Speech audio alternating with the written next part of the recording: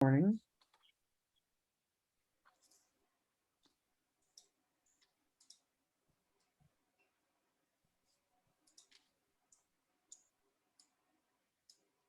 And feel free to go. Ok. Vamos lá. Boa noite a todos.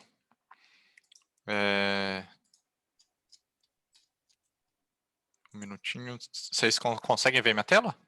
Vem certinho? Sim. Conseguimos, sim. Beleza, perfeito. Então, boa noite a todos e sejam bem-vindos a mais um evento 100% em português da comunidade do UiPath, tá? Hoje a gente vai falar um pouco do temido Reframework, né? Quem está aí querendo tirar a certificação avançada do UiPath ou já iniciou os cursos do UiPath Academy ali, já deve ter visto alguma coisa do UiPath Reframework, tá? É um dos critérios, o domínio do Reframework é um dos critérios aí base para tirar a certificação mesmo, né, da UiPath, a UR-RD, né? Então aqui a ideia desse evento hoje, então, é realmente descomplicar o Reframework, tá? E a gente juntos aqui entender e descomplicar essa arquitetura, né? Que vocês vão ver que tem muitas vantagens, né? Quem já veio em outros eventos meu e do Will sabe que a gente gosta de interação, eu não gosto de ficar num monólogo aqui só falando, tá? Então, se vocês tiverem alguma dúvida, por favor, levantem a mão, tá? Me interrompam, fiquem à vontade para perguntar qualquer coisa, tá? Eu não sei de tudo, e se eu não souber de algo, eu não tenho vergonha de falar que eu não sei, tá? Se eu não souber, eu falo que eu não sei, eu busco aprender, e aí eu venho com essa informação em um segundo momento para vocês, beleza? Se vocês tiverem alguma dúvida, não quiserem falar, mandem no chat aqui, eu consegui colocar no cantinho, espero que vocês não estejam vendo, acho que não, né? Vocês não conseguem ver o chat aqui, acho que só eu. E aí vão mandando as perguntas aí, tá? Que eu vou respondendo conforme o andamento da apresentação, beleza? Vamos lá. Vamos lá, começando com as apresentações, então. Meu nome é Lucas, para quem não me conhece, sou UiPath MVP, eu trabalho com RPA desde 2014, sempre com a UiPath, tá? Hoje atuo como consultor e tech lead em vários clientes, não somente aqui no Brasil, mas também na Europa e nos Estados Unidos, tá? Junto aqui temos o William. Vai lá, Will, Opa, presente. eu tenho 4 anos trabalhando, esse é meu 4º ano, né, trabalhando com a IPF, eu trabalho numa fintech, eu lidero a parte de RPA, também trabalhando aí com o IPF. Vamos lá? A agenda, então, o que a gente vai ver aqui hoje, tá? A gente vai dar uma introdução ao UiPath Reframework, tá? A gente vai falar o que é e o conceito de state machines, tá? Por que e quando devemos utilizar o Reframework e como que ele funciona de fato, tá? Vamos falar um pouco sobre filas e transações, os dois modelos aí mais comuns utilizados, tá? E a gente vai fazer uma demonstração prática da arquitetura aqui, realmente um hands-on, tá? Desses dois modelos, a fim de realmente vocês verem como que funciona, tá? Aqui a gente vai tentar não usar muitos termos técnicos, nem nada muito avançado quanto a desenvolvimento, tá? Porque a ideia, como o nome aqui diz, é entender e descomplicar, tá? Então a gente não vai ficar realmente fazendo nada muito avançado, que a ideia aqui é vocês realmente conseguirem entender, né, como que o Reframework funciona. Beleza?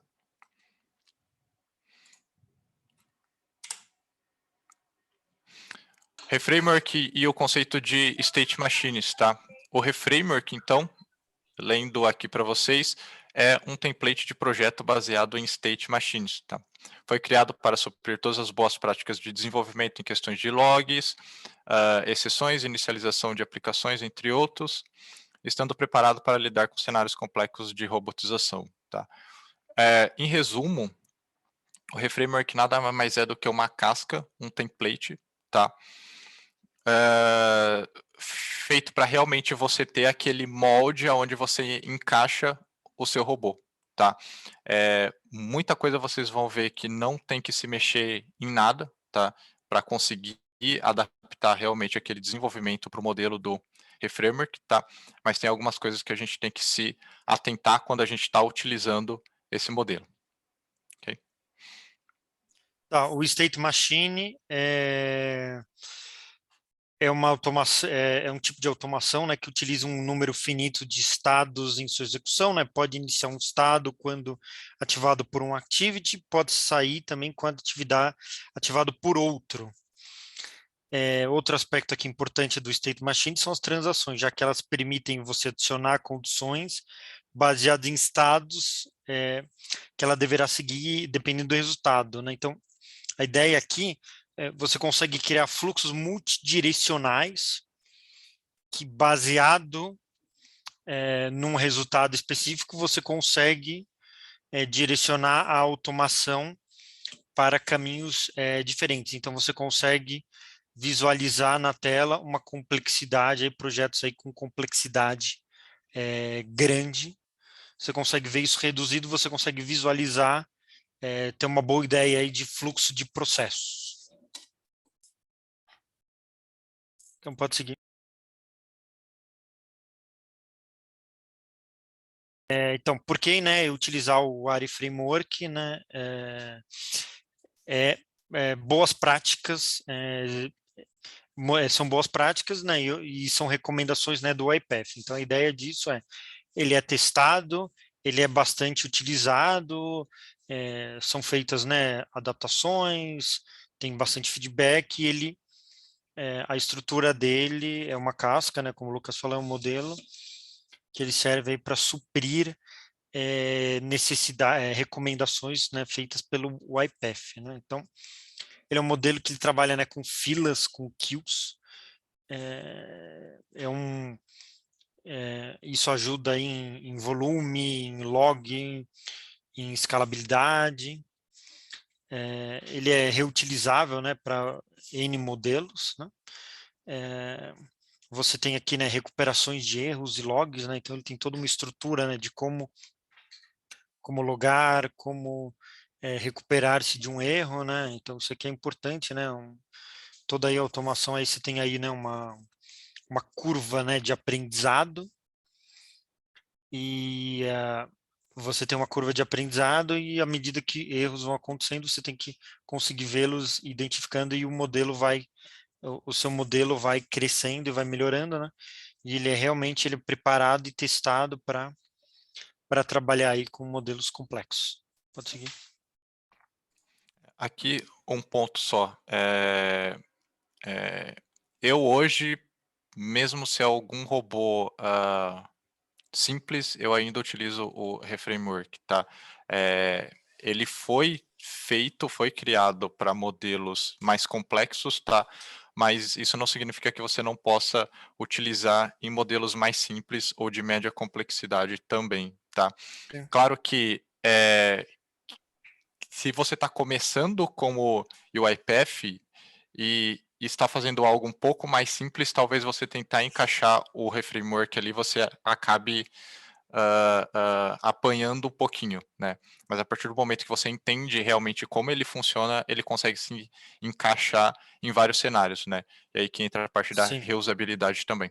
Exatamente. Eu acho que a ideia aqui até para modelos mais simples, Lucas, mesmo que você não utilize o ARI Framework, que dependendo aí do teu trabalho, né, que se não for um robô transacional, né, como é o caso do ARI Framework, mesmo que você utilize os conceitos dele nas suas automações, né? Então, porque não é só o ARI Framework em si, né? Tipo, são as boas práticas recomendadas aí pelo YPF que pode servir aí para qualquer tipo de automação.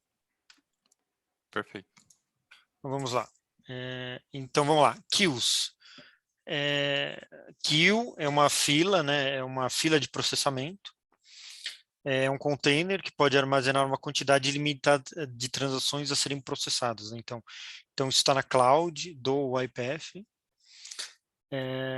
A ideia aqui, né? Por que utilizar queues, né? Você pode pensar, pô, mas eu tenho um Excel, eu vou fazer um looping pelas minhas linhas e cada linha é a minha transação. Puxa vida, você pode pensar mais. Queue é muito complexo, não preciso, não, mas você precisa, por quê? Por questões, por exemplo, de escalabilidade. Se ele cresce, se o seu robô ele cresce, você precisa, se você tem mais transações, você precisa ter um log de qual transação deu certo e qual deu problema. Você pode rodar ao mesmo tempo. Uma queue, você pode ter várias instâncias consumindo aquela queue e populando assíncrono. Então, assíncrono quer dizer não ao mesmo tempo. Você pode ter um robô colocando dados e outro consumindo. Então, é uma coisa importante. Transação são informações, por exemplo, uma nota fiscal ou dados de um cliente, né, que precisam ser processados um a um sem uma ordem definida, né? Então é uma quantidade você tem que ter todos os dados necessários para rodar uma transação. Então, por exemplo, você tem um robô que imprime uma nota fiscal. Então, você tem que tudo que é necessário gera uma nota fiscal, né? Então, tudo que é necessário para gerar a nota tantas vezes quanto for necessário. Então, por exemplo, o número da nota, o cliente, valor, CNPJ. Um cliente, preciso imputar dados num formulário. Quais são todos os dados que precisam ser imputados. Então, isso, por exemplo, cliente, nome, razão social, endereço, por exemplo. Quer complementar? Alguma coisa? Sim, a fila, tá? Eu acho que foi uma das coisas mais bonitas que a UiPath fez, porque na época que não existia fila, eu não sei, Will, se é do seu tempo, mas imagina que tivesse que fazer um input de, sei lá, 500 mil linhas de um Excel num SAP, por exemplo, né? Então, assim, o Will mesmo, no último evento que a gente teve, ele mostrou lá os erros mais caros Do do Excel. Excel, né? E aí, Então. era feito tudo com Excel realmente, tá? E a fila veio para substituir essa grande massa de dados tendo que ser imputada em algum sistema, tá? Então a gente deixa de lado esse processamento local para a gente ter uma fila aonde controla cada uma dessas transações, tá? Então é algo assim muito, muito, muito bom. Eu, Né? olha, eu falo até do meu primeiro robô, né? Antes até de eu conhecer a fila, né? Realmente era um looping em Excel, né? Então, quando dava um erro, eu tinha que entrar naquele Excel e remover as linhas que já tinham sido processadas, né? Então, e, Exatamente. aquele robô ele rodava transações na casa das centenas. Então, tipo, ele daquele jeito não era escalável, né? Então, não podia rodar, sei lá, 10 mil, 100 mil, até mais. Então, e realmente aquilo é um controle, dá uma segurança para você garantir, né, que tudo aquilo que está lá, né, realmente foi processado. Exatamente, exatamente. Se vocês ainda não usam fila ou ainda não viram fila, entrem no cloud lá da UiPath Community, tá? Lá tem, vocês conseguem visualizar e testar, tá? É importante. Então vamos lá, próximo. Rapidinho, dúvida do Tá. Thiago. Uma É, dúvida, como vocês desenvolvem a transação para o negócio? 1, upload para a fila, 2, processamento, 3, output. Então, É, a gente vai falar isso no próximo slide, acredito eu aqui, ó. a gente vai É, responder agora. então, a ideia, né, também são termos aí técnicos do YPF. O modelo dispatcher, ele carrega transações a serem processadas na fila do orchestrator, que é o queue, e o performer ele vai consumir essa fila. Você pode pensar, pô, mas é muito trabalho, por que eu não faço, né, um looping por Excel, né? A gente já falou um pouco disso, né? Então, isso é uma melhor prática, né, do iPath. Ele dá um processamento assíncrono, né, para que fique claro, né? Tipo, você pode ter um robô carregando e outro consumindo, né? Isso dá volume, né? O iPath ele é feito, o modelo ARI Framework ele é feito literalmente para não parar. Então, a ideia é realmente, né, de volume, né? Então, por que a gente fala isso, né? Quando a gente busca um processo para ser automatizado, um dos critérios é justamente volume e repetição, né? Um processo ele precisa ser muito e precisa ser igual, né? Então, por exemplo, eu preciso preencher 5.000 itens num formulário. Pô, é bastante, mas pode ser mais. Posso ter 50.000, eles são iguais, então melhor ainda. Então, ele cabe nesse modelo, né, de queue, né? Então ele é escalável. Você tem, né, o modelo aí de recuperação de erros. Então você tem o ARI Framework por default, ele simplesmente ele vai tirar um screenshot da tela. O que eu acho aqui, né? Eu acho que o Lucas também pode falar um pouco. Assim, à medida que a gente vai utilizando, né, com experiência prática, a gente faz aí as nossas adaptações. Então, por exemplo, eu inseri no meu modelo para que ele, além do screenshot, né, da captura de tela, que ele logue para mim qual foi a mensagem de erro que deu. E um indicativo, né, de em qual pedaço da automação travou, né? Então, tipo, isso também é uma coisa bastante importante desse modelo, né? Um dos conceitos aqui do RPA seria caminho feliz, né? Happy Path. Quando você faz uma automação, você realmente não pode assumir que tudo vai acontecer como você está imaginando, muito pelo contrário, né? Então, sistemas travam, dão timeout, credenciais expiram, sites mudam, então isso é realmente APIs dão erro, né? APIs dão erro, dão timeouts e não trazem os dados de forma correta que você está imaginando, então isso aí é bastante importante. E você tem aqui, né, mensuração da quantidade de transações processadas, né? É importantíssimo você saber quantas deram erro, quantas deram sucesso e qual o erro que deu, né? Daí aqui eu entro aqui no próximo item aqui do slide, que é justamente isso. Você tem aqui transação que é processada successful, quer dizer, não deu nenhum erro, foi encontrado. Não quer dizer que deu certo. Não quer dizer necessariamente que deu certo, mas quer dizer que nenhum erro foi encontrado, então supostamente deu certo. System exception, erro de aplicação. Então, por exemplo, um site, uma aplicação fora do ar, travou. Para esse tipo de erro, você utiliza um mecanismo de recuperação de erros do próprio ARI Framework. Por default, ele tenta, a quantidade de novas tentativas são 3.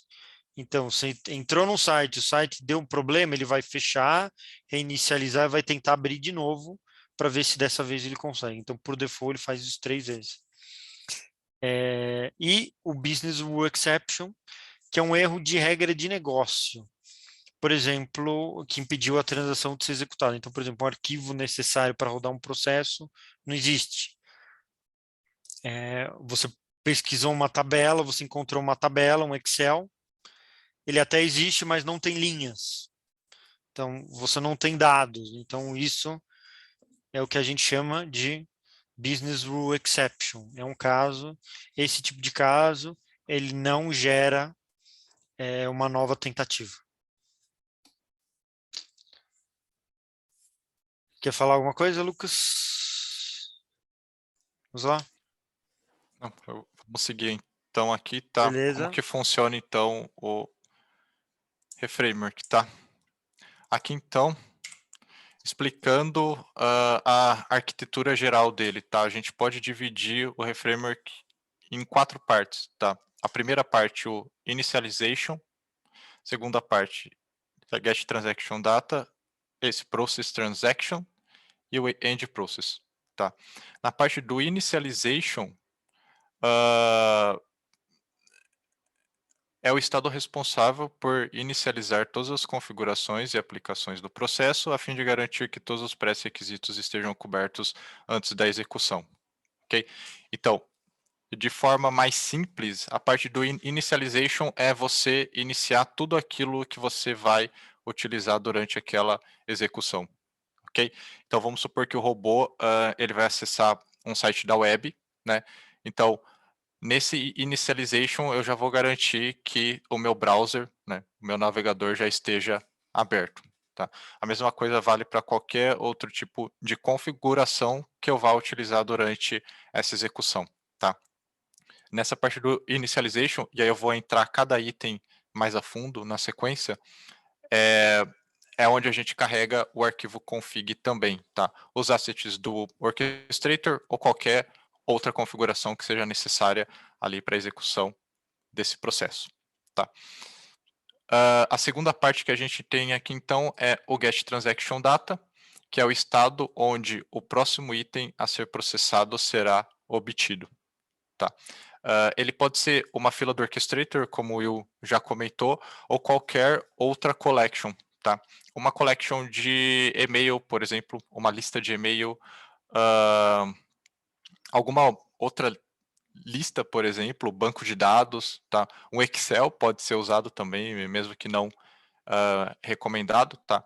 Mas ele pode ser utilizado também desde que seja uma collection, tá? Que a gente consiga obter aqui no Get Transaction Data. Em Lucas, a seguida gente a tem gente uma tem, dúvida, desculpa aqui claro, cortar, a gente tem uma dúvida aqui do Gustavo, perguntando aqui no uhum, chat.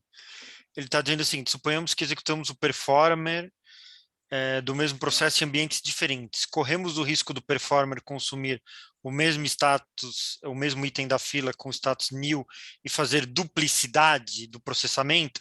Não. É justamente isso que é o benefício do orquestrador, do orchestrator. Ele divide os itens em tantas infraestrutura que você tiver disponível para executar a sua automação. E aqui uma outra pergunta do José. E utilizar o IPF Data Service para obter os itens de cada transação. Eu acho que até poderia fazer isso, né? Mas não acho. Poderia ser, você poderia fazer extrair os dados e faz um looping por ele, mas acho que não seria, não é a ideia do data service para ser aí um transaction item. exatamente. Tá. Assim, a fila do orchestrator ela foi criada justamente para isso, tá? Não existe a possibilidade dele fazer o mesmo item. Mesmo que você divida 1 milhão de itens em 100 mil máquinas, ele nunca vai pegar o mesmo item, tá? Ela foi construída justamente para isso. Eu acho que é a grande vantagem, né? Uma coisa que, se fosse um Excel, por exemplo, a gente teria que controlar ali, e assim, eu acho que não seria 100% confiável como é com a fila do orchestrator, né? Beleza, dando sequência. A parte aqui então é o estado onde o item obtido no Get Transaction Data é processado. Aqui são aplicadas as regras e lógicas para a conclusão desse processamento, né? E pode retornar sucesso, business exception ou system exception, dependendo do resultado da execução. Então, esse estado, esse process transaction, é onde realmente tudo acontece, né? É onde o robô vai fazer aquele input da informação em algum sistema, enfim, onde realmente vai acontecer a mágica ali da robotização, tá? Bom, E encerrando aqui rapidinho, deixa eu só finalizar essa parte. O end process ali, então, é onde, como o nome já diz, encerra todas as aplicações que foram abertas aqui na parte do initialization ou qualquer outra aplicação que tenha sido usado durante a execução desse processo, tá? então, o que eu queria só para finalizar aqui, a ideia aqui também das boas práticas do IPF. Então, se você vai fazer um projeto, mesmo que você não utilize o ARI Framework, você pode utilizar, por exemplo, o initialization. Você pode ter um initialization, inicializa todas as aplicações que você vai utilizar. Um end process, fecha todas as transações, as aplicações que você usou. E usa algo similar aí ao Process Transaction Item para fazer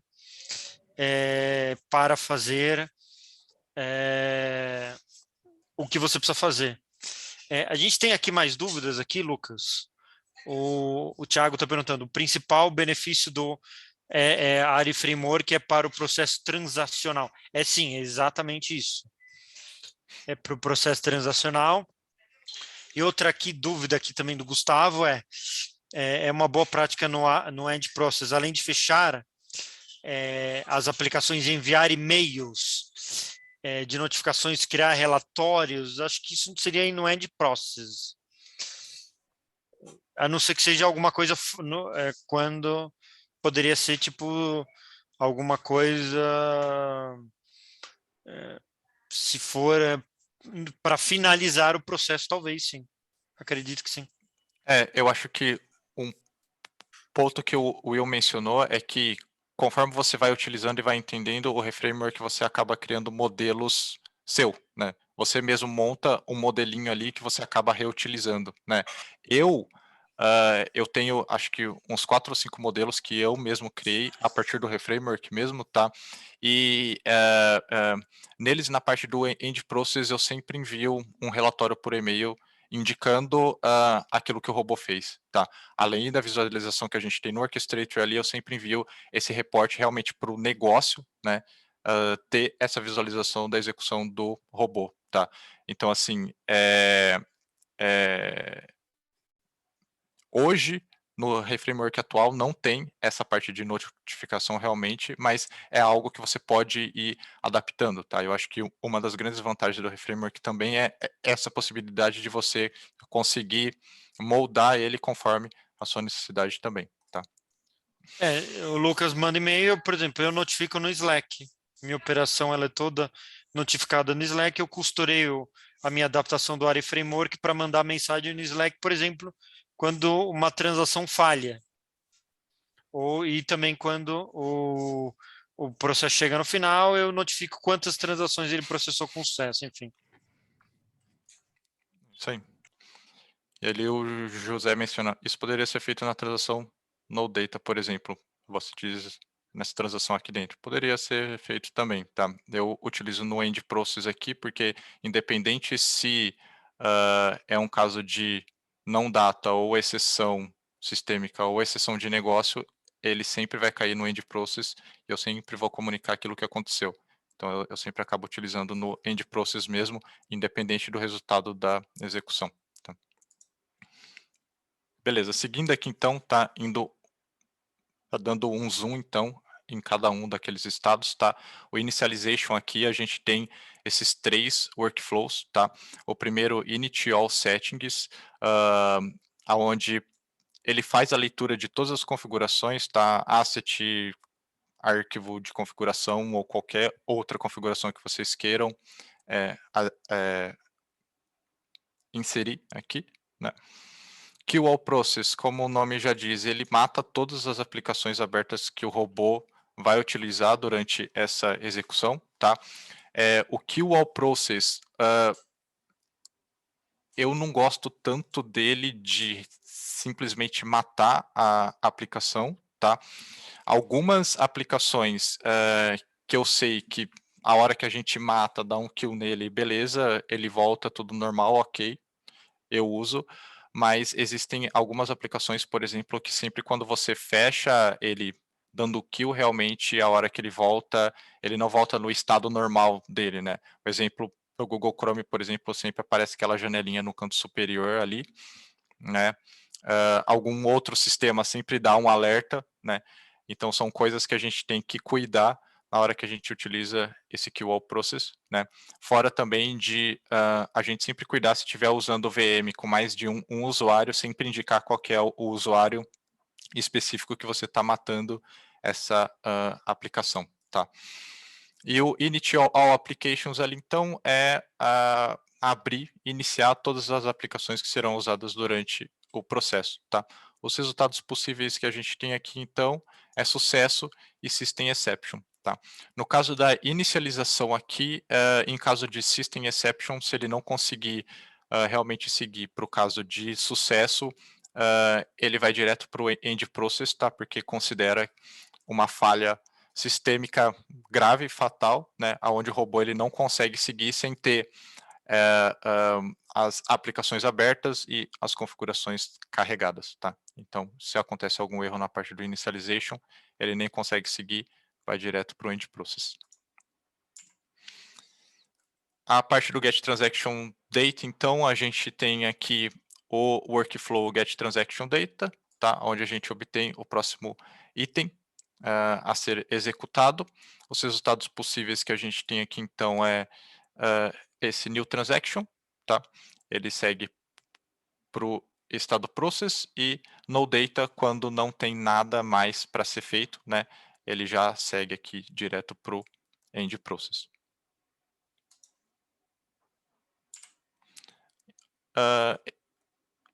Essa parte do process aqui, então, tá? É como o nome já diz, é onde acontece tudo, tá? A gente tem o workflow junto dele aqui, então, que vocês podem ver nessa partezinha aqui embaixo, é o set transaction status, tá?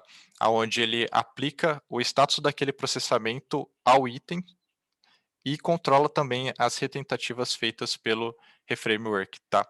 Ele é invocado aqui, então, na sequência, né? E em caso de exceção, também se acontecer alguma business exception ou system exception, ele é invocado também para setar o status correspondente, tá? E os resultados possíveis que a gente possui aqui, então, é sucesso, business exception e system exception. Okay.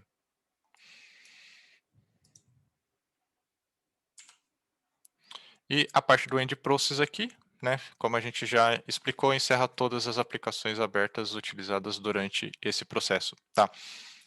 A gente tem o Close All Applications aqui, ele é diferente do Kill, tá? Ele vai tentar realmente fechar as aplicações, né? Se você quiser colocar para dar logout, enfim, né? Se acontecer qualquer erro durante essa parte de fechamento das aplicações, ele vai invocar então o Kill, tá? A fim de realmente garantir que tudo vai ser encerrado, tá? Para manter sempre a máquina no estado inicial, tá? Sem nenhuma aplicação aberta para a seguinte execução, tá? A gente tem uma dúvida ali do Fábio. Pessoal, boa noite. Se um dos robôs da fila parar por algum motivo, o sistema, timeout, etc., os itens da fila são realocados para outro recurso livre para processamento da fila? Exatamente isso. Sim, Exatamente isso é a lógica do modelo da Kill. Então, o item ele vai ficar lá. Se ele não foi processado, ele vai ficar lá como não processado, até que algum robô vá lá e puxe ele. Também você também garante é, que nenhum item fica para trás, né? E nenhum item também aí é processado em duplicidade, aí como também já foi aí questionado. exatamente. Assim, não é algo que ele vai fazer automaticamente, isso você consegue setar no Orchestrator os floats robots, né, aonde ele consegue pegar de acordo com os robôs que estão disponíveis no momento, tá? Mas ele faz sim, e também é uma outra grande vantagem de utilizar a fila do Orchestrator como reframework, enfim, tá? É algo realmente que ajuda. É, a fila hoje, se um item, por exemplo, você iniciar esse item, você obter ele e ele mudar para in progress e você interromper a execução do UiPath por algum motivo, tá? Ele vai manter in progress. Infelizmente é algo que você não consegue alterar na mão. Mas em 24 horas, se ele mantiver em progress, ele mostra como falha, tá? Abandonado ali, e aí você consegue retentar esse item novamente depois, tá? Tem uma outra dúvida aqui do Rafael. Ele pergunta aqui: tem uma dúvida com relação a adicionar informação, uma ou mais no item da queue e poder constar essa informação no caso do retry item. para validar essa informação na próxima tentativa. Tem como? Qual a melhor maneira? Exemplo, tem um item que já fez uma etapa e ao tratá-lo novamente, ele não pode refazer uma etapa inicial já feita. Porém, dependendo dessa informação adicionada na fila, ele teria um ou mais caminhos a seguir, além de evitar refazer a etapa. O seguinte, pelo ARI Framework, do modelo que ele ele sempre recomeça a transação do início. Se você precisar dessa forma, como você falou, Rafael, talvez você precise usar um state machine diferente você tem que fazer um state machine, uma adaptação do ARI Framework. A ideia você tem o passo 1. Vou citar um exemplo aqui, um caso meu, por exemplo. Eu tenho um bot que ele gera um arquivo por um API. Se por algum motivo o API deu erro, o bot ele para. Se deu certo, ele pega esse arquivo e carrega num site. Daí eu tenho recuperação de erro, que se o site travar, como eu sei que eu já tenho o arquivo, eu simplesmente fecho o site, me logo nele e tento carregar o arquivo de novo. Então, com o ARI Framework não, mas com o State Machine, você consegue sim, você consegue ter mais flexibilidade. Então vamos lá, temos aqui mais perguntas aqui do José. Caso não queiramos esperar por 24 horas para ir do in progress para o abandonado. Eu não sei se é possível fazer isso. Você sabe, Lucas? Não consegue, não consegue. Esse caso é assim, um exemplo, tá? Vamos supor que eu tô desenvolvendo, eu tô com a minha fila ali, eu rodei ele, mas no meio deu algum erro, alguma coisa, eu simplesmente dei um stop, eu não deixei ele setar, né? Como erro, por exemplo, ele vai ficar como in progress, tá? E a gente não consegue alterar isso daí na mão, e a gente não consegue retentar esse item dentro do UiPath também, tá? É realmente assim algo que eu já mencionei para eles, né? Realmente não tem como, tem que esperar as 24 horas mesmo, tá? A gente não consegue excluir esse item da fila, tá? Não tem como mudar também pelo bot, porque uma vez que você pega esse item, se você parar e executar novamente, ele não pega justamente para garantir que um outro robô não pegue o mesmo item, tá? Realmente não tem como. Mas assim, durante uma execução realmente, tá? De fato, isso não vai acontecer, né? Claro, porque se acontecer qualquer erro, alguma coisa ali, ele vai setar como erro mesmo, tá? Eu digo mais na questão do desenvolvimento ali que você executa e você mesmo para na mão, né? E aí ele fica como em andamento, tá? Isso daí eu mostro para vocês aqui na demo também, tá? Eu acho que fica Então, mais claro mostrando. o Thiago está perguntando assim, o que poderia ser feito? É subir o item na fila via SSV? Pode? Sim, Pode pode. sim. É. Não Uhum. tem. A única coisa, assim, você tem que ter certeza que ele não foi processado em duplicidade. Mas você pode sim, não tem Ah, problema. sim, Ele sim. não pode esperar, tudo bem, sim, nós mesmos fazemos isso, né? Se por algum motivo a gente está rodando um bot ele trava no meio da transação, ele fica lá em progress, a gente sobe o item de novo, não tem nenhum problema, não. A única ressalva aqui, né?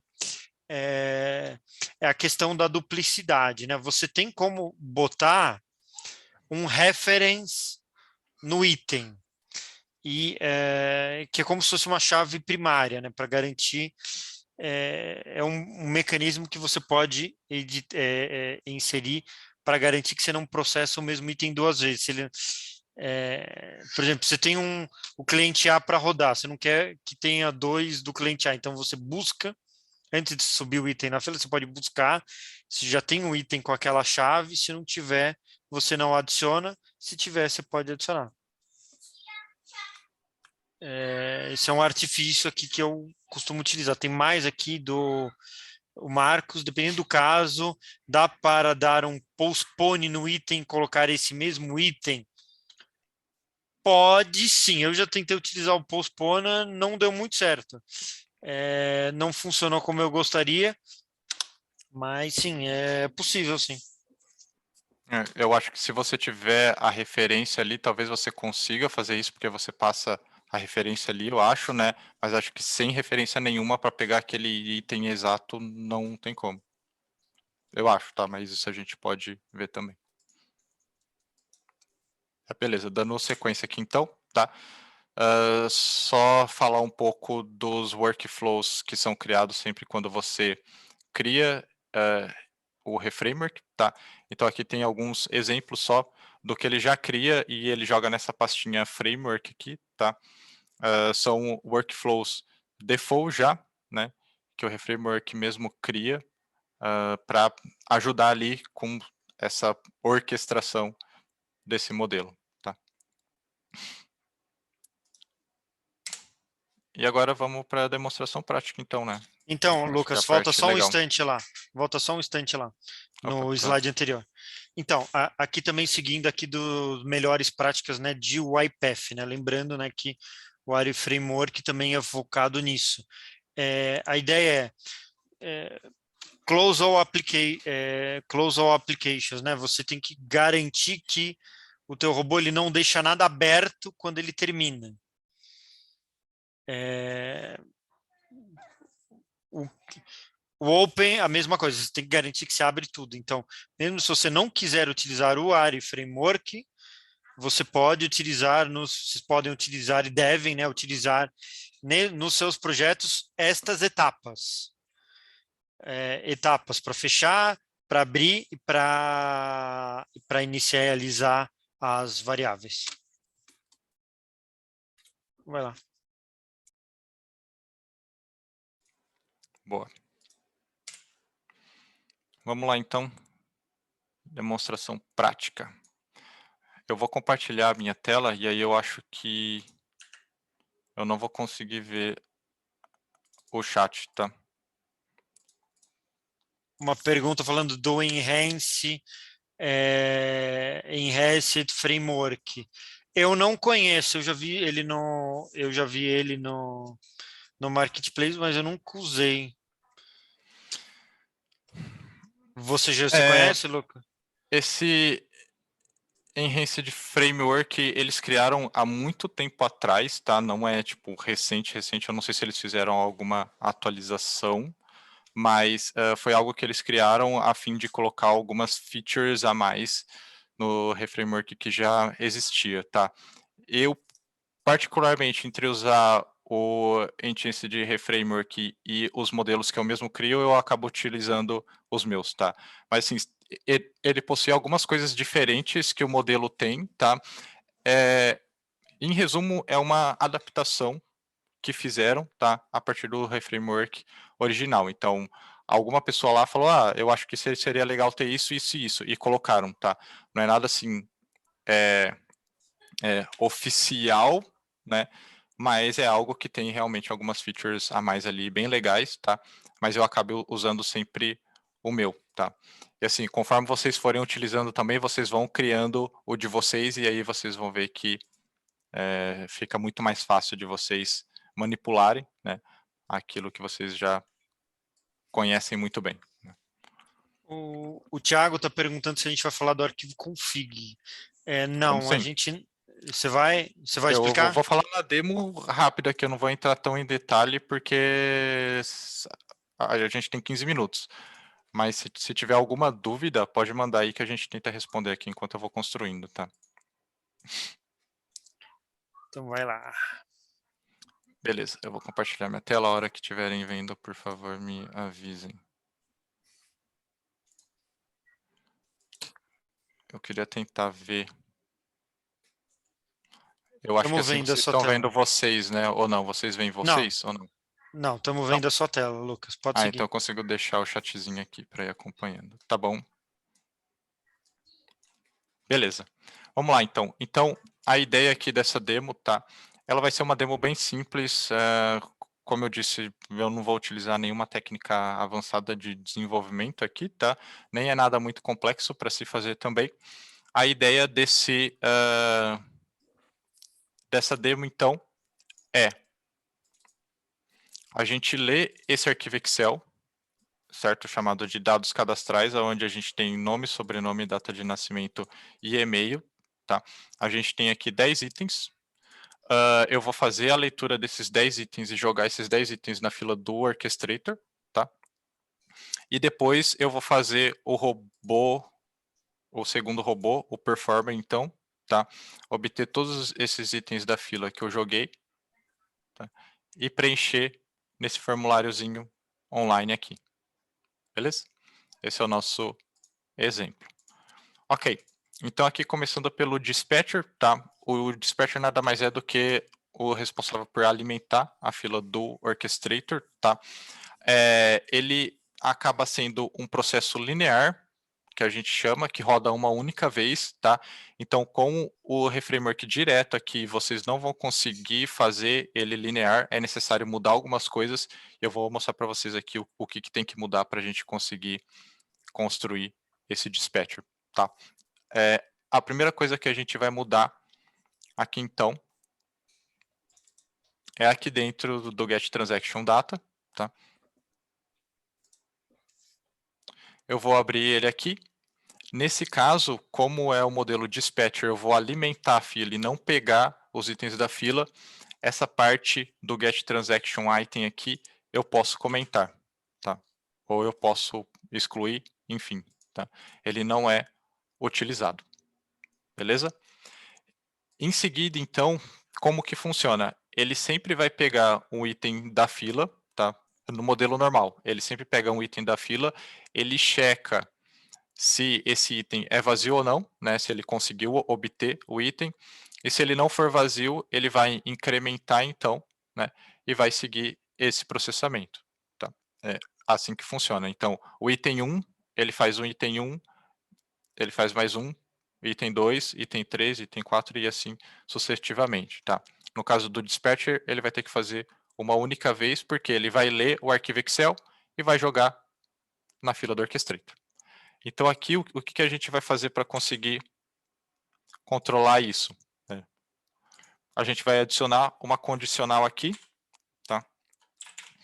Onde eu vou checar se é a única, se é a primeira e única transação. Ok? Então aqui eu vou checar se esse meu transaction number é 1. Ok? Se ele for 1, quer dizer que eu vou ter que fazer este primeiro processamento. Né? Eu vou fazer o quê? Eu vou passar aqui então esse meu transaction item, que é o meu argumento de saída, certo? Que em teoria seria o item que eu obtive lá da fila do orchestrator, que nesse caso não tem, tá? Eu vou passar para ele aqui como new queue item, tá? Caso contrário, se for a segunda vez que ele for fazer, eu vou passar para ele nada. Por quê? Eu vou garantir que ele faça sempre uma única vez. Então ele passa a número 1, a segunda vez ele vai setar como nada, ele vai cair no meu no data aqui e ele vai encerrar, certo? Uma vez que eu seto aqui como new queue item, o que eu tenho que levar em consideração, tá? Eu estou criando nada mais do que um dummy aqui que a gente chama, tá? Só para eu não ter que sair alterando todo o tipo, esse meu tipo do argumento aqui, tá? Que é queue item. Geralmente a UiPath ela menciona para mudar isso de acordo com o tipo que você está fazendo. Eu acabo não fazendo assim, eu acho desse jeito aqui muito mais fácil, muito mais rápido de fazer, tá? É isso que eu estou mostrando para vocês aqui, o mais simples, tá? Então, a gente colocou esse caso aqui, new queue item, ok. Eu vou ter que alterar agora a segunda parte lá no meu set transaction status, tá? Por quê? Porque ele vai setar o status do meu item da fila. Nesse caso, a gente não está usando o item da fila, ele não tem que fazer. Ele nem conseguiria fazer porque a gente não está utilizando nenhum item da fila. Então, é outra parte que eu também comento, tanto para a parte de sucesso, Business Exception ou System Exception, tá? Importante, ele não deixa de registrar se aconteceu uma System Exception, uma Business Exception ou sucesso, tá? Aqui eu só estou falando para ele que, ó, você não tem que registrar isso na fila, porque eu não estou usando um item de fila, eu estou subindo os itens para lá, ok? Então, feito isso, nós já temos o dispatcher pronto, tá? Realmente só tem que mudar essas duas coisinhas. Em seguida, então, no meu process, eu vou criar um workflow separado. Exemplo, vou colocar alimentar fila orchestrator.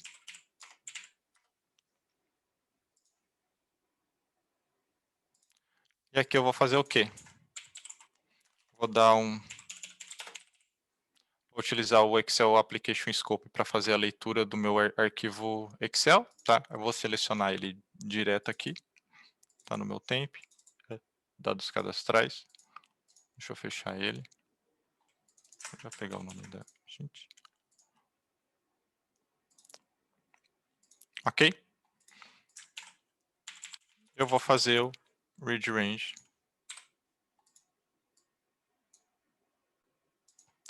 Passar o nome da sheet aqui. Vou falar para ele que eu quero preservar o formato por conta da data. Eu não quero que ele mude aquele formato por conta da data no momento que eu for subir no Orchestrator. Então eu vou colocar nesse caso específico aqui, tá? E aí eu vou criar aqui a minha tabela, então, dados cadastrais.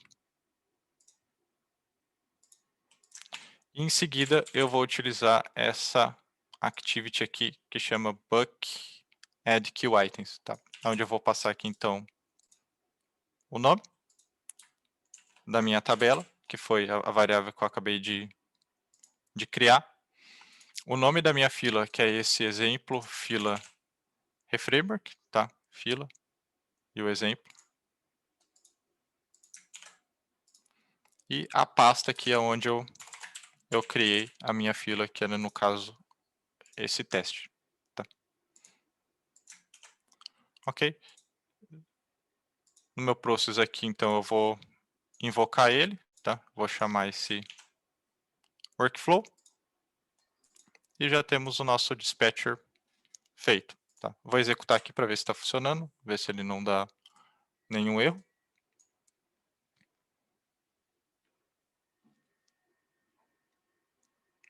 Beleza? Número 1. Ok. E aí vamos checar lá na fila do Orchestrator. A gente tem os 10 itens aqui na fila do Orchestrator, tá? A gente consegue ver que aquela activity, ele já joga certinho, né? Os itens conforme eu fiz a leitura, tá? Então, nome, sobrenome, data de nascimento e e-mail. Beleza até aqui?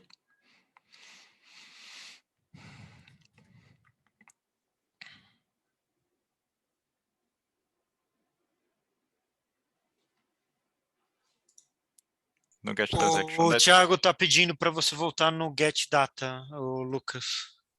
Ok. Esse modelo aqui eu vou ver se eu consigo mandar para vocês, tá? Esse feito aqui, essa demo que eu estou fazendo, tá? Junto com essa apresentação também, tá? Fiquem tranquilos. Beleza, esse foi o dispatcher. Fácil, né? Ok, vamos fazer o perform então, tá? A gente tem 4 minutos, eu vou tentar ser um pouquinho mais rápido aqui para quem precisa sair, tá? Mas a gente vai terminar esse exemplozinho aqui, tá? Antes de encerrar. Ok, vou abrir o meu performer.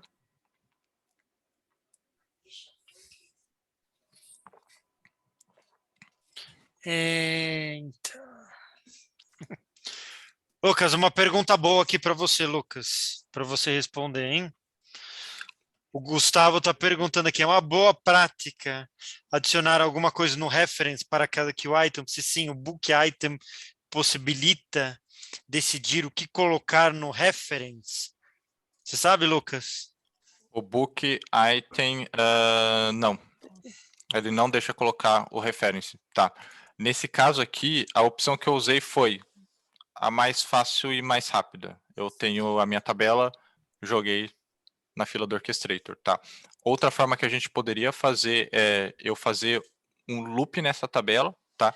E aí eu adiciono os itens ali, inclusive uma referência, tá? É Nesse o que o caso Thiago aqui, está eu perguntando aqui, né? É o que o Thiago está perguntando, né? Não precisou fazer um for each, então se você quiser, você pode fazer um for each, em vez de usar o book item, você pode fazer um for exatamente, each pode. e com base nisso você pode adicionar aí um reference. É geralmente a forma como eu costumo trabalhar. Uhum. Sempre quando é possível colocar reference, sempre coloca, tá? Porque ele vai ficar mostrando na fila do orchestrator, fica muito mais fácil para vocês controlarem depois, tá? Aqui é demo, tá? Realmente não vi a necessidade de colocar, mas é algo, sim, muito importante, tá? E aí, o Thiago falou, foi criada com...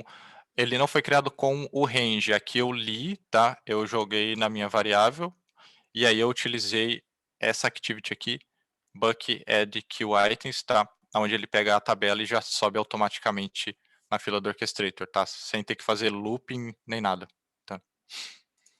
Beleza. Ok, dando sequência aqui então na parte do performer, tá? O que a gente tem que se atentar na parte do performer, tá? No arquivo de configuração, indicar o nome da fila do orchestrator, tá? Que será utilizada. Então, nesse caso aqui, a gente tem exemplo fila reframework, tá? É o que eu vou indicar aqui. Beleza. A minha pasta, onde está a fila, o teste. A parte de constantes aqui eu não vou alterar nada, tá? Não tenho que alterar nesse caso. E a parte dos assets aqui, tá? Eu vou colocar o asset que eu criei, onde contém o link aqui então do meu formulário online, tá? Aí eu não tenho que fixar isso dentro do meu robô. Eu vou indicar a pasta aqui, URL do formulário online. Beleza? Vou salvar então meu arquivo de configuração.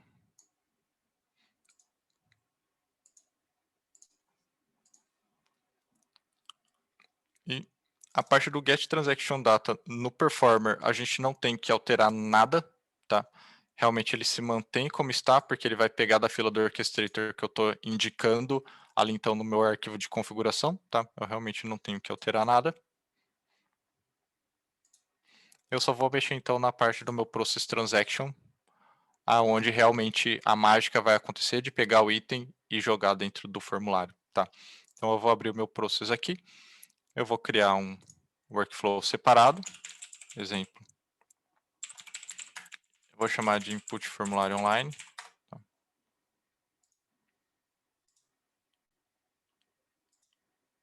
Ok. O meu input formulário online, como argumento passar o meu inconfig, porque eu tenho asset que eu tenho que pegar, né?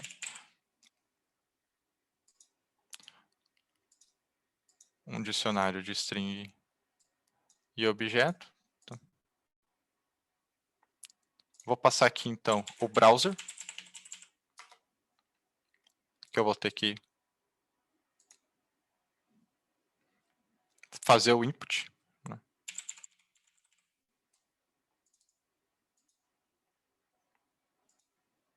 E o meu transaction item, que é o item lá da fila, né? Que é o item que vai vir da fila.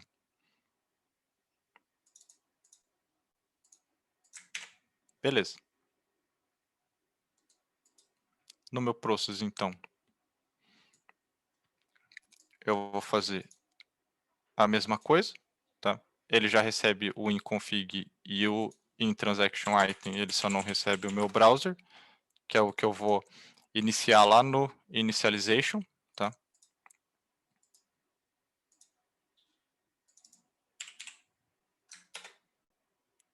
E eu só vou passar para ele, então, os argumentos.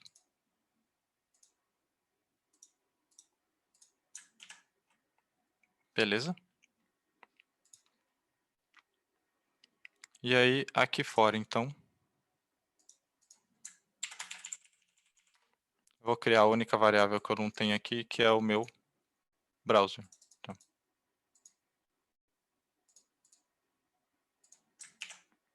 E esse browser, eu vou pegar lá no meu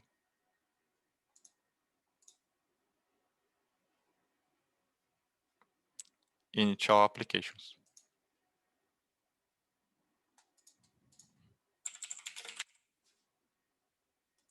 Open Browser. Vou colocar aqui uma URL vazia, porque sempre a cada transação eu vou querer que ele navegue para o meu formulário, tá? Para eu não ter que ficar controlando sempre quando eu envio. Então eu envio, o próximo item eu navego novamente, tá? E aqui então, como saída,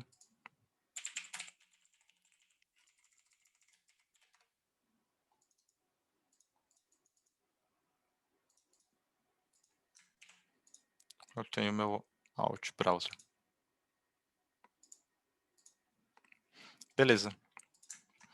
Feito isso, no workflow, input formulário online que eu criei então para fazer o input das informações,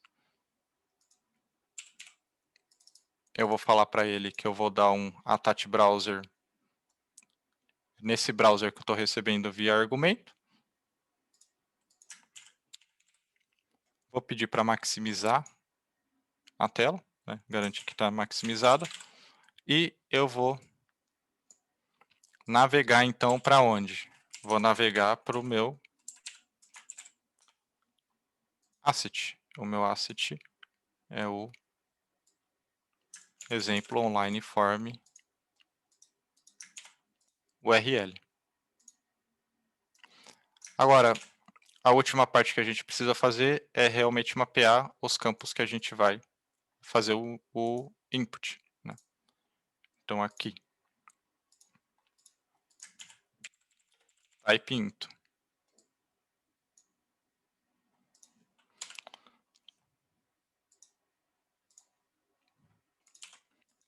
Nome. Vou marcar simulate type. Vou passar para ele o que? O meu transaction item, ponto. Specific content. Né? E vou passar para ele o nome do campo que está lá dentro da fila do orchestrator, tá? Se a gente voltar lá na fila, vocês vão ver que a gente obtém aqui, ó, nome, sobrenome, data de nascimento, são esses os campos que a gente tem que passar.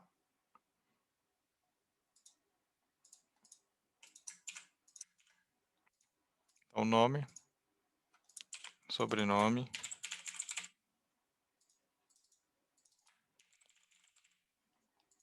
sobrenome,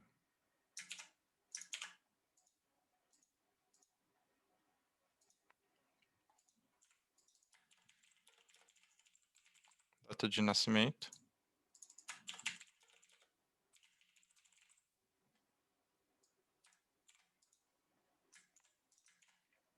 e o último, e-mail.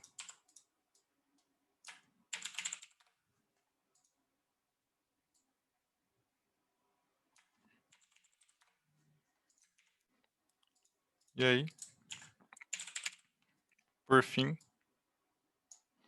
eu clique então para ele enviar o formulário. Checkout, simulate, clique aqui também. Beleza. Já temos então a parte do meu input feita.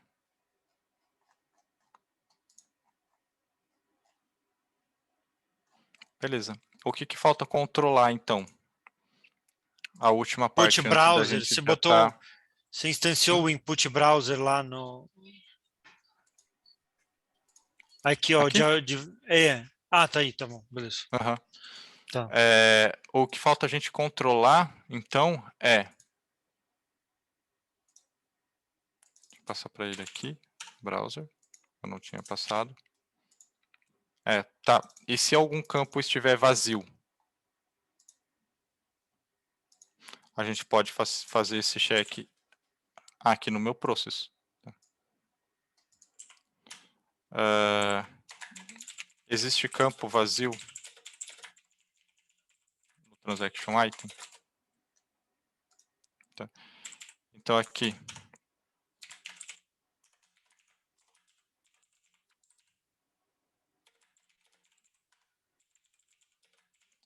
eu pergunto se é nada, ou o sobrenome, né? Sobrenome.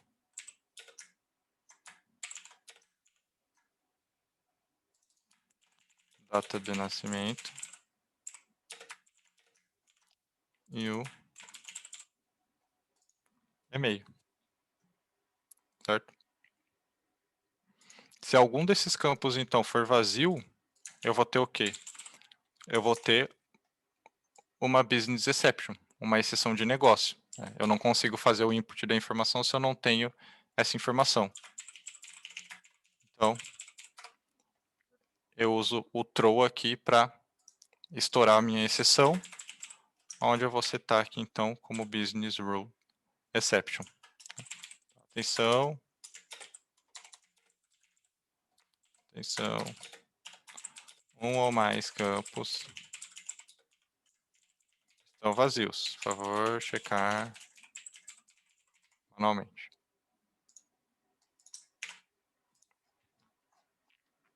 Ok? E aí a gente tem, então, o nosso performer feito. Vamos ver se a gente consegue testar. Eu vou colocar um breakpoint aqui para vocês verem. Coloca o para fechar a aplicação, acho que você ainda não pôs. Ah, não coloquei mesmo. Close application.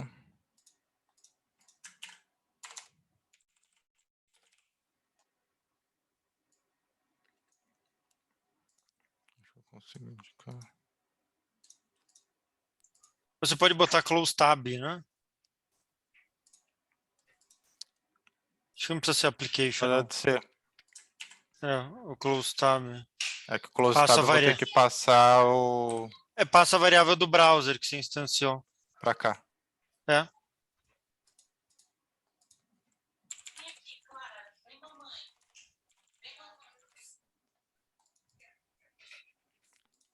Browser.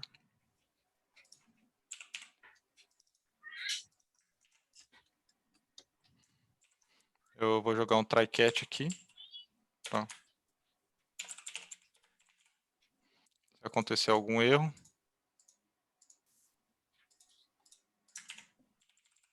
por algum motivo,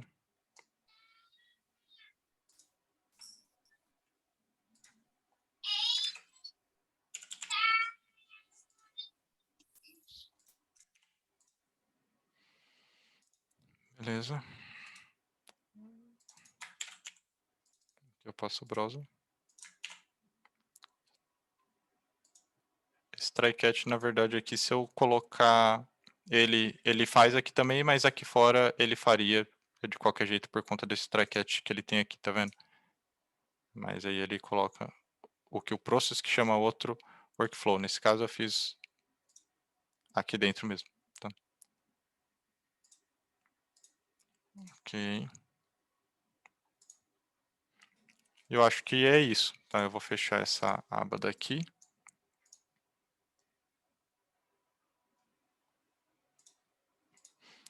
E aí eu coloquei um breakpoint ali logo depois que eu pego o item da fila para vocês verem como que ele fica, tá?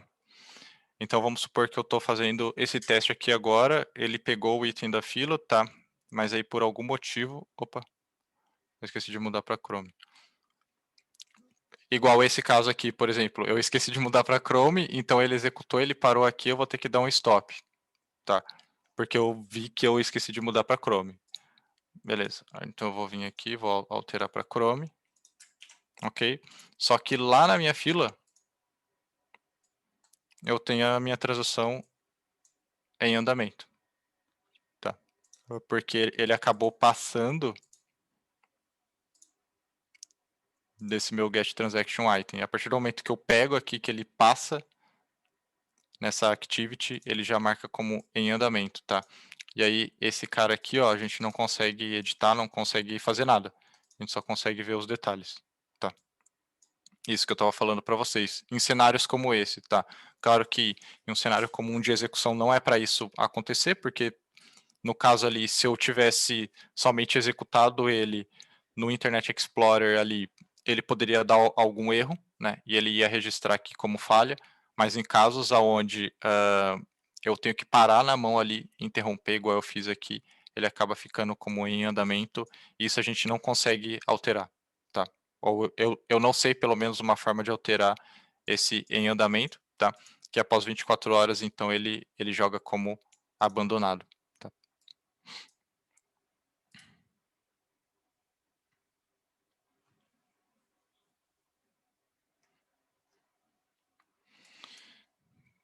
Beleza. Aqui então eu vou executar, vou tirar esse breakpoint e vamos ver o que ele vai fazer então. Eu vou executar em modo debug, só para a gente acompanhar o que ele está fazendo, tá? Se acontecer algum erro, alguma coisa que eu esqueci de fazer aqui, a gente já corrige juntos. Então eu vou executar, ele vai pegar o item.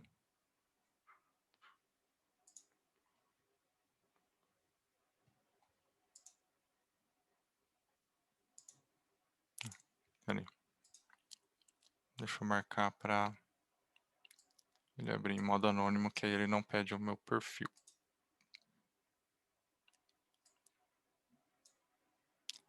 Privado. Ok, acho que agora vai. Aí já foi mais um item em andamento lá, que eu acabo não conseguindo testar por completo. Entendeu? Acho que agora vai.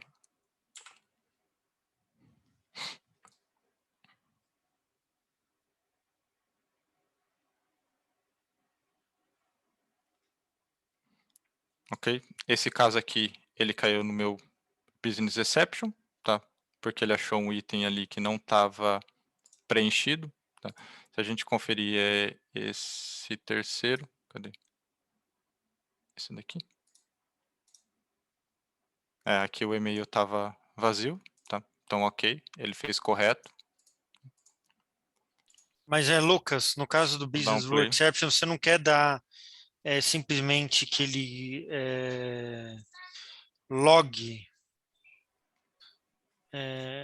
ele log na queue, faz com que ele loga na queue, que é um Business Rule Exception, e não para o processamento. Mas ele não para. Ah, Aqui, não ó, para? business. Ah, tá. Ele não para. Ah, tá Business. bom. Ele marca aqui e aí a gente consegue ver nos detalhes, por exemplo, ó. Ah, Atenção, tá bom. um ou mais campos estão vazios, né? A gente consegue ver os detalhes aqui direto no item da fila. Interessante, Tá? interessante. Uhum. Assim que eu costumo usar.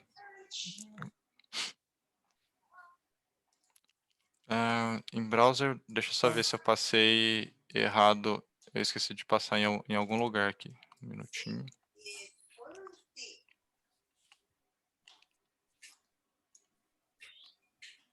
Ao vivo sempre dá problema mesmo. Normal, normal.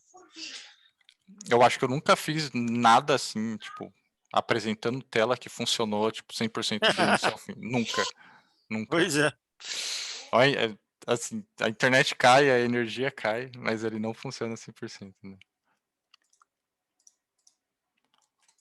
Browser type. Deixa eu só ver se eu passei todos os... Aqui tá em browser. Em browser. Browser.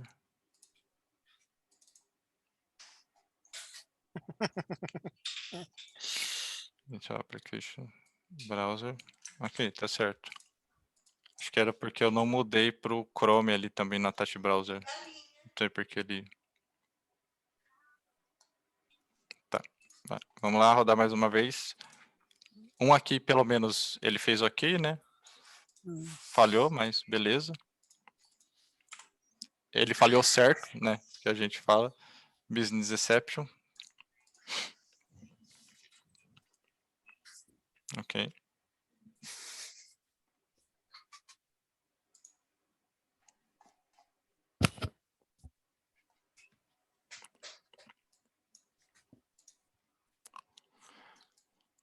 Não foi o initial applications, alguma coisa deu ruim que ele não.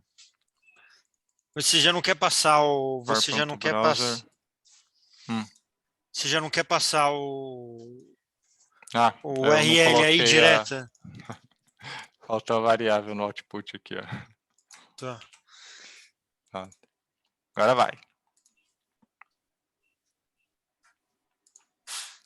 É assim, pessoal, a vida de desenvolvedor RPA é apanhando e aprendendo. Se acostumem.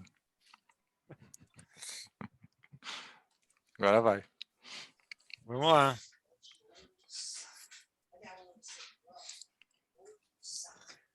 Alguma coisa. Você já não quer colocar o Se ele parar de URL novo, já eu não? já... Hã? Você não quer colocar o URL? Ah, não. Tá. Beleza, aqui foi o É que parece Business que não. Exception, tá certo. O quê?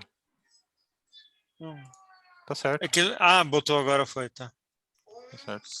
Já podia botar o endereço do browser no começo. É que aqui, assim, ele vai enviar, aí o próximo item, ele navega de novo, aí ele traz em branco, né? Entendi, Aqui o outro entendi. System Exception, porque não tinha campo, né? Algum campo Tá. estava vazio, beleza. Vou executar aqui então. Navegou, né? Limpou os campos. Beleza, enviou o próximo. Esse daí ele tinha. Já fez direto também. Esse próximo aí também tem. Beleza, já fez. E encerrou. Então, na fila do Orchestrator aqui, a gente consegue ver os resultados. 1, 2, 3, 4. Sucesso. Falha aqui foi por conta de Business Exception. Né? Realmente não tinha os campos preenchidos aqui. Não era para ele lançar. Esses in progress aqui foi os errozinhos que aconteceram, que eu tive que interromper. E os outros 2 falhas aqui de business também, tá? Esse é o nosso performer, então, tá? Alguém tem alguma dúvida? A gente acabou passando aí quase 20 minutos. Desculpem por isso, mas eu queria mostrar ele inteiro para vocês aqui, tá?